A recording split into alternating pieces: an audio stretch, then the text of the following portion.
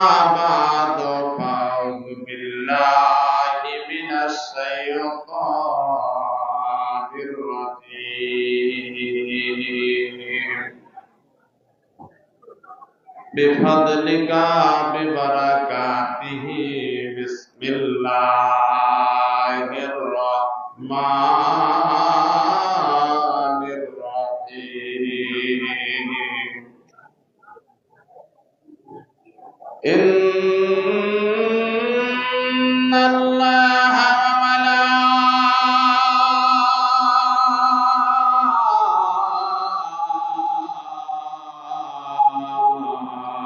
وملائكته يصلون على النبي يا أيها الذين آمنوا صلوا عليه وسلموا تسليما اللهم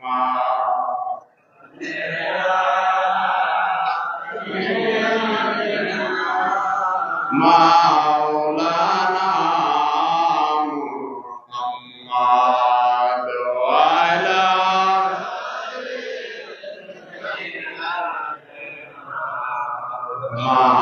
مولانا درود پڑھو درود پڑھو ও জাকের বায়বন বসিয়া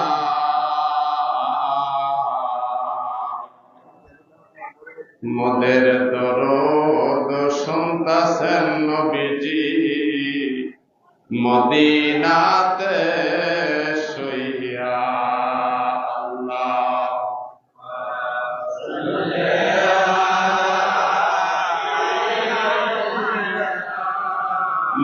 মাওলানা মুহাম্মদ ওয়ালা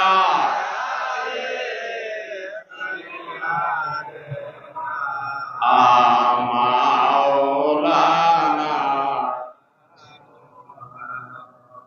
নবী গো তোমায় পাবার আশে ছুটে আসলাম এনায়েতপুরে নবী গো তোমায় পাবার আশে আমি বায়াত হইলাম পীরের কাছে দয়া করে দেন গো দেখা জাকের ভাইবোন কাঁদতেছে আল্লাহুম্মা সাল্লি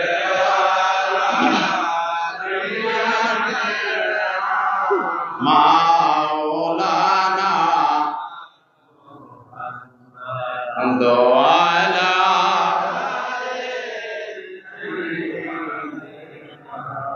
আমাও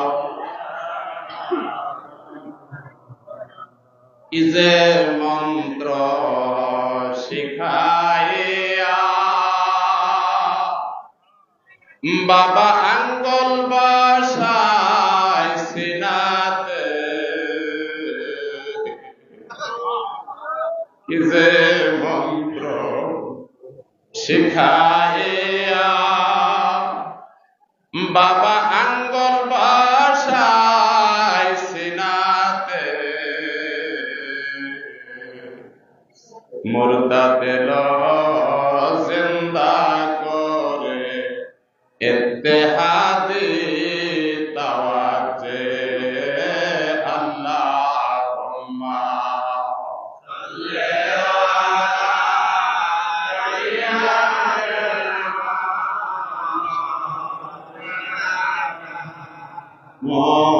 মুহাম্মাদ ওয়ালা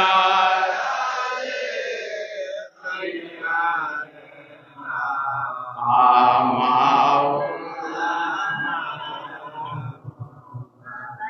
মায়ে জানে ছেলের দর,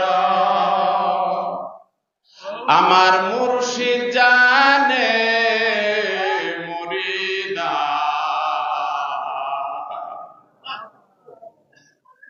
মায়ে জানে ছেলের ব্যথা,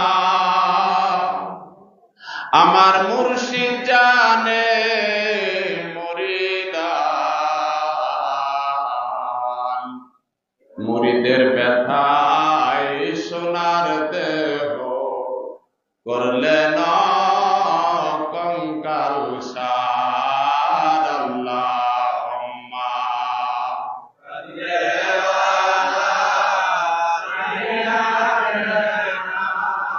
মাওলানা আদওয়ালা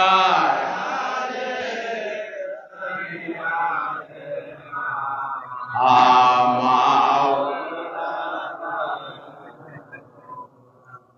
যে করিবে বাবার শরণ,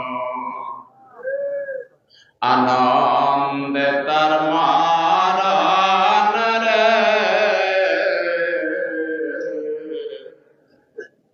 যে করিবে বাবার শরণ, বাবাকে করিলে শরণ, বাবা জালা দূর হয় তখন, হৃদয় মাঝে শান্তির আসে বাবা মোদের মহান রে, যে করিবে বাবার শরণ। আল্লাহুম্মা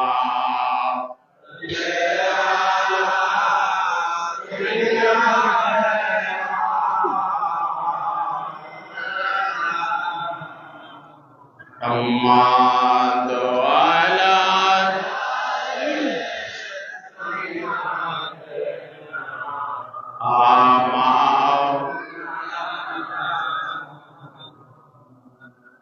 বাবার পথের পথিক যারা উদাসীনে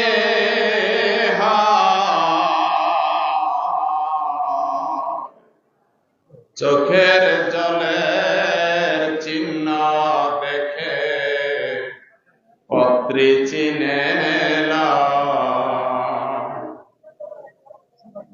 আলহামদুলিল্লাহ নাহমাদুহু নুসাল্লি আলা রাসূলিহিল কারীম, আম্মা বাদ। আল্লাহ পাকের দরবারে অসংখ্য কোটি শুকরিয়া আদায় করি যে মহান আল্লাহ রাব্বুল আলামিন মহাপবিত্র উরুস শরীফে আমাদেরকে শামিল করেছেন। মহান আল্লাহর ওলির কদমে আমাদেরকে হাজিরা দেওয়ার মতো তৌফিক দান করেছেন। সেই মহান আল্লাহ পাকের দরবারে অসংখ্য কোটি শুকরিয়া আদায় করে বলি আলহামদুলিল্লাহ। আরেকটু আওয়াজ দিয়ে বলেন আলহামদুলিল্লাহ। অসংখ্য দরুদ ও সালাম আমার দয়াল নবী হুজুরে পূর্ণ সাল্লাল্লাহু আলাইহি সাল্লামের পবিত্র নুরানি কদম মোবারকে লাখো কোটি দরুদ ও সালাম সকলে পাঠ করি সাল্লাল্লাহু আলাইহি ওয়াসাল্লাম। আমার দয়াল পীর দস্তগীর আরফে কামেল মুর্শিদে মুকাম্মেল খাজায়ে রহমত আল্লাহ তার মাহবুব পাকের ইশক ও মহব্বতের মধ্যাহ্ন সূর্য জামানার চেষ্টনী আখিরি মুজাদ্দিদ গাউসুল আজম খাজা বাবা আল্লামা শাহ সুফি মাওলানা মোহাম্মদ ইউনুস আলী নকশবন্দি মুজাদ্দিদি চিশতি আল কাদরিয়া রাহমাতুল্লাহ আলাইহির পবিত্র কদম মোবারকে লাখো কোটি কদম বসে আরজ করি তিনার উত্তরসূরি বাক্য সিদ্ধ মহাপুরুষ আমার মুর্শিদ কেবলা দয়াল দরদি বর্তমান গতিশীল হুজুর পীর কেবলা যান তিনার পবিত্র কদম মুবারকে লাখো কোটি কদম বচে আরজ করি, উপস্থিত মঞ্চে উলামায়ে কেরাম, দূর দূরান্তর থেকে পঙ্গপালের মতো আমার খাজা বাবার আশেকান জাকেরান, পদ্মার আড়ালে অবলা সতী সাধবী মা ও ভগ্নীগণ, সকলের কাছে আমি গুনাহগার সালাম জানাই। আসসালামু আলাইকুম ওয়া রাহমাতুল্লাহি ওয়া বারাকাতুহু। আমি এখানে ওয়াজ করতে দাঁড়াই নেই, আমি হুকুম তামিল করার জন্য আমি এখানে দাঁড়িয়েছি। আমি কোনো ওয়াজিং নয়, আমি খাজা এনায়েতপুরীর একজন নগণ্য গোলাম হিসেবে দাবি করি।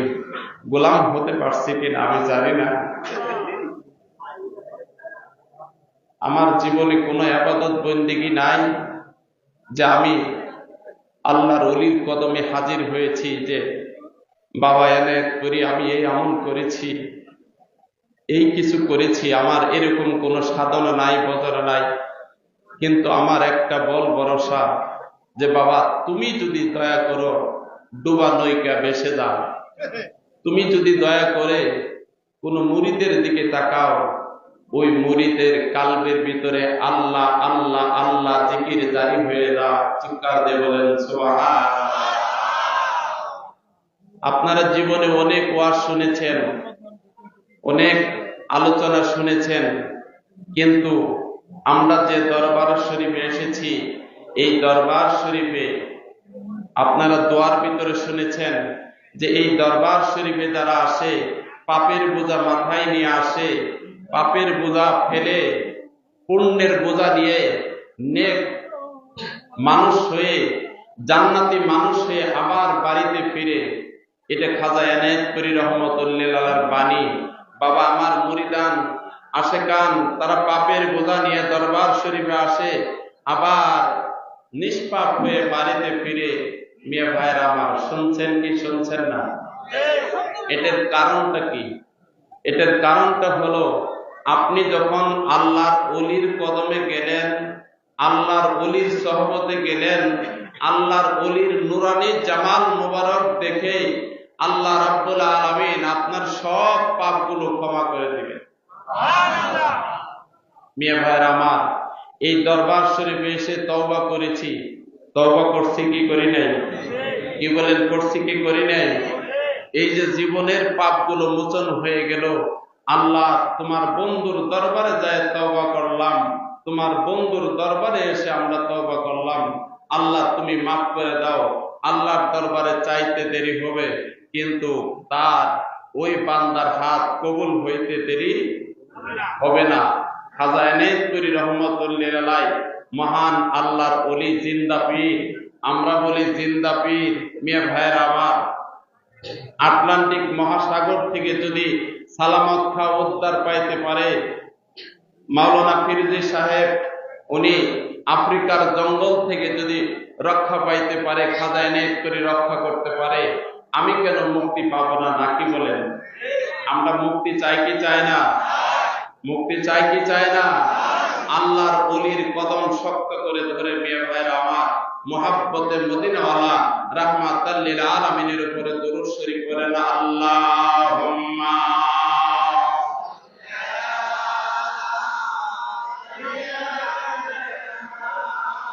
মাওলানা মুহাম্মদ ওয়া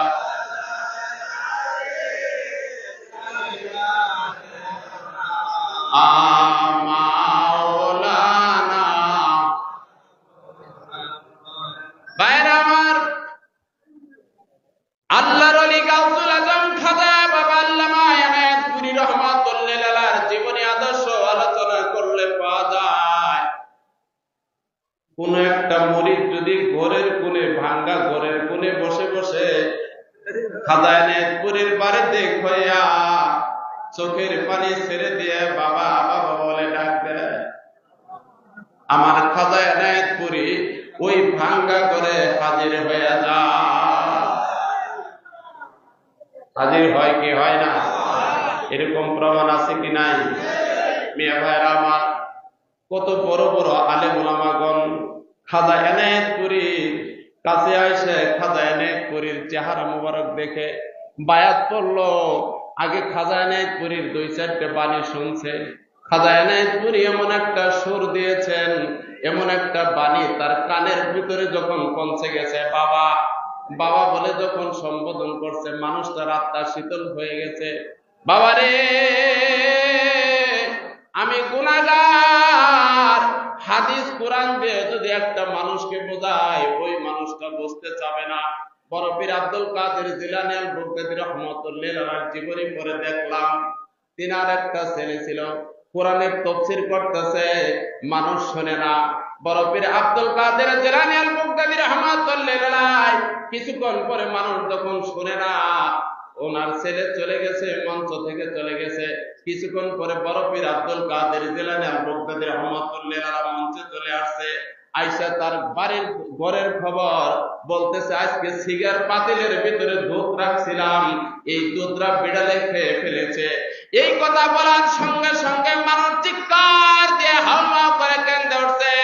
বড় পীর আব্দুল কাদের জিলানী আল বুগদাদি রাহমাতুল্লাহি আলাইহির সন্তান জিজ্ঞাসা করলো, আব্বাজান আমি কোরআন থেকে তাফসীর করতেছি, আব্বাজান আমার তাফসীর শুনে না, আর আপনি আমাদের বাড়ির ঘটনাটা বললেন, এটা একটা সাধারণ ঘটনা, কিন্তু মানুষ হাউমাউ করে কান্দে বাবা, এটার কারণটা কি আমি জানতে চাই।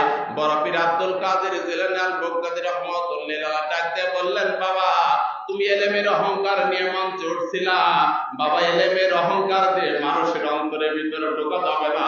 বাবা আমি আমার রাসূলের কদম ধরে যখন আমি আমার বাড়ির ঘটনা বলে দিয়েছি, বাবা ওই মানুষটার কলিজার ভিতরে লাগছে, ওই মানুষটার কালবের ভিতরে আমার রাসূলের মহব্বত পয়দা হয়ে গেছে, ঠিক কিনা?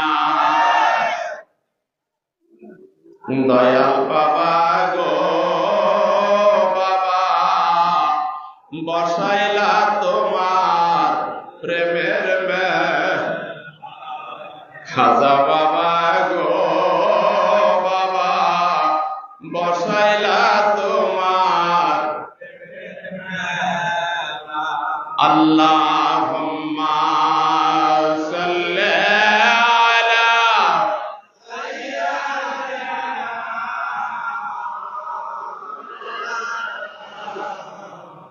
মুহাম্মাদ ওয়া আলা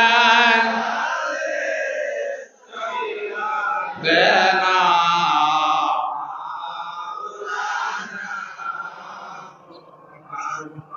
মেবার আমার, মসজিদের নববীর ভিতরে আল্লাহর হাবিব সাল্লাল্লাহু আলাইহি সাল্লাম ডাক দিয়ে বললেন, ওমর, এ ওমর। ওমর দাঁড়িয়ে গেলেন, ইয়া রাসূলুল্লাহ, যে ওমর রে, আমি তো এদিন ইন্তিকাল করব, আমি ইন্তিকাল করার পরে আমার এই জামাটা করুণ দেশে একটা পাগলকে দিয়ে দিও। ওমর রাদিয়াল্লাহু তাআলা আনহু প্রশ্ন করলেন, ইয়া রাসূলুল্লাহ, ইয়া হাবিবাল্লাহ, সেই পাগলকে আমরা কোথায় তালাশ করব, কোথায় যায় পাবো? নবী গো, সেই পাগলকে আমরা কোনোদিন দেখি নাই। আমার রাসূল ঘটনা বলে দিলেন, ওই পাগলের চেহারা হবে লম্বা লম্বা চুল, হাতের নখগুলো বড় বড়, চোখ দিয়ে কেচুর গলতেছে, নাক দিয়ে পেটা পড়তেছে। ওই পাগলের নাম হলো ওয়াসকুরুনি। প্রেমকে চোখে দেখা যায় গো, অন্তরে অন্তরে, প্রেমকে চোখে দেখা যায় অন্তরে অন্তরে। না দেখে প্রেম হয় না? কি বলেন, হয় না? দুরূদ শরীফ পড়েন, আল্লাহুম্মা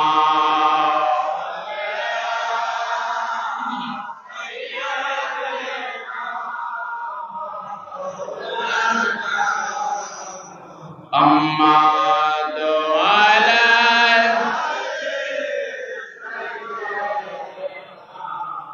মাওলানা।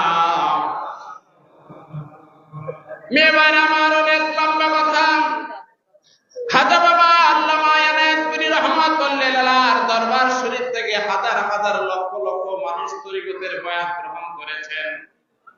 খাজা বাবা এনায়েতপুরী রহমাতুল্লাহ তখন মঙ্গলবারের দিন ওরস শরীফ হয়তো একটা জাকের তরিকে নেওয়ার পরে বাড়িতে যায় খাজা এনায়েতপুরীর যেইভাবে তরিকতের হুকুম দিয়েছেন রহমতের সময় ওঠে খাজা এনায়েতপুরী রহমাতুল্লাহ হুকুম অনুযায়ী তিনি খতম শরীফ পড়ে রহমতের সময় ওঠে জাগ্রত হয়ে দাঁড় করে কান্দে আর এনায়েতপুরী দিক হইয়া দাঁড় কান্দে বাবা এনায়েতপুরী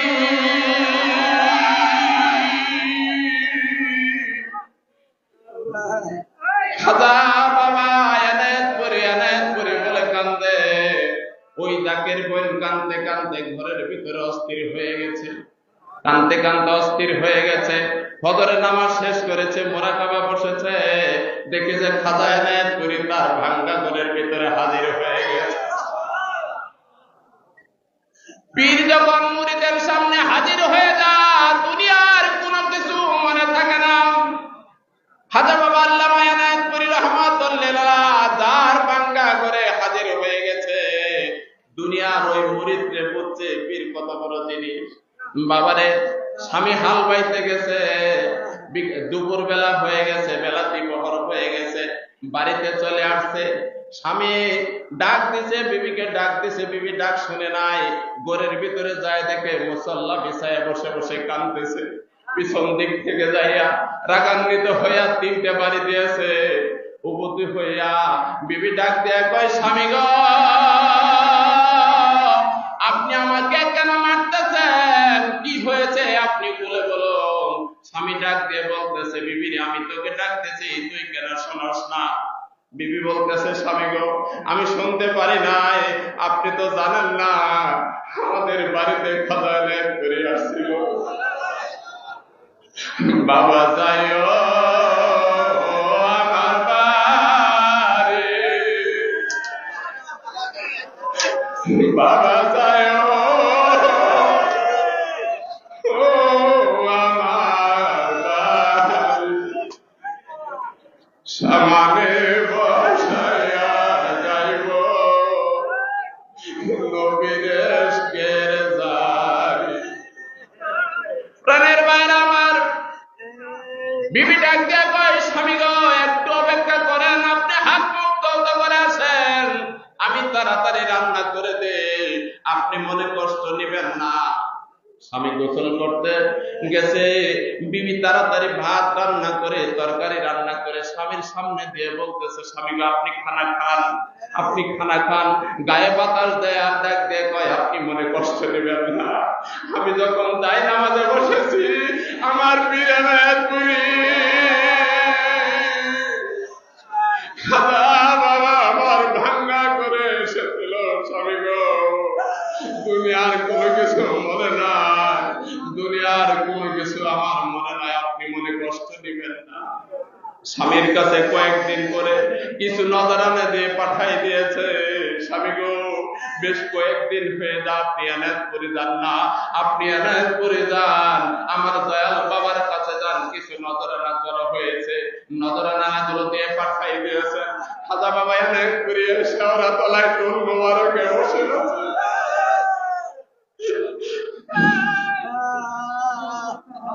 জাকের ভাইরা খেদমত দিতেছে নজরানা দিতেছে ওই জাকের ভাই নজরানা গুলো যখন হাতে দিয়েছে খাজা বাবা এদিক যায় সেদিক যা তার নজরানা গুলো নেয় না আবার সামনে গেছে বাবা আমার নজরানা গুলো নেয় খাজা বাবা চোখের পানি টলটল করে ফেলে দিয়ে বলতেছে বাবা আমি সেই দিন আপনার বাড়িতে গিয়েছিলাম বাবা আমার জামারে উঠাইয়া দেখেন আপনার হাইলে বাঁধনের বাড়ি বাবা আমার পিঠে আর গুলাই না ওই জাকের ভাই কদম মুবারকে পরে যায় চিৎকার দিয়ে ডাক দিয়ে কয় বাবা বুঝতে পারি নাই তুমি তোমার মুরিদের সঙ্গে মিশে থাকো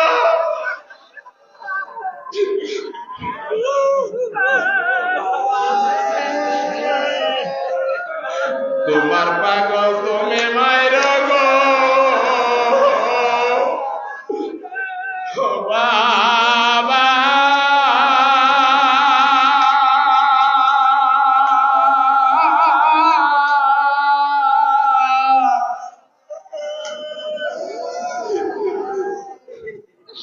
অন্য যেন মারে না গো, মারে না।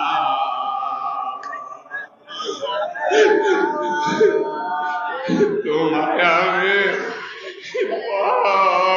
জানি না বাবা গো,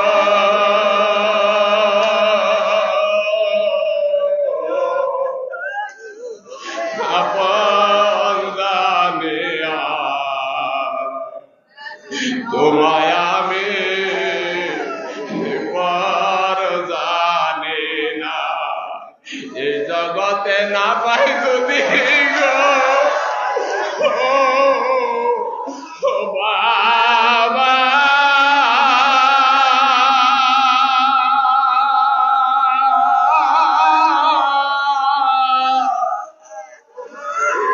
আমি নিদান কালে জানা পাই দেখা গো, পাই দেখা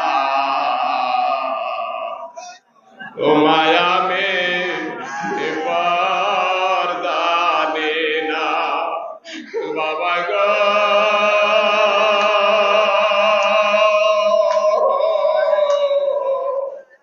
আপন জানিয়া তোমায় আমি এবার জানি না। আমার শরীর রক্ত মাংসে ভরা, এর মধ্যে ভুল ভ্রান্তি ভরা। আমি আপনাদের কাছ থেকে খেদমত থেকে বিদায় দিচ্ছি। আমার কোনো কথায় যদি কোনো ভাই কষ্ট পেয়ে থাকেন, আল্লাহর হস্তে আমাকে ক্ষমা করে দেবেন, আমার জন্য দোয়া করবেন। সারা জীবন যেন আমি গোলামি করতে পারি, এই দোয়া চেয়ে আমি আমার সংক্ষিপ্ত বক্তব্য এখানে শেষ করছি। আসসালামু আলাইকুম ওয়া রাহমাতুল্লাহি ওয়া বারাকাতুহু।